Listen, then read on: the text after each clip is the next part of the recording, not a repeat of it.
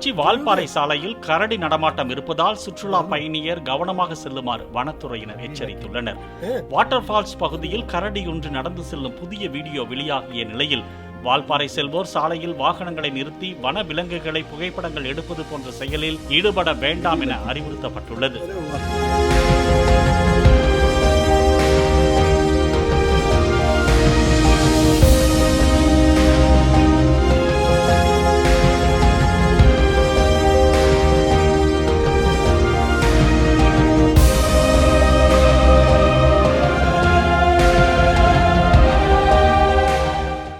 Play store மற்றும் app ஸ்டோரில் இருந்து பாலிமர் செயலியை QR கோடு மூலம் பதிவிறக்கம் செய்யுங்கள்.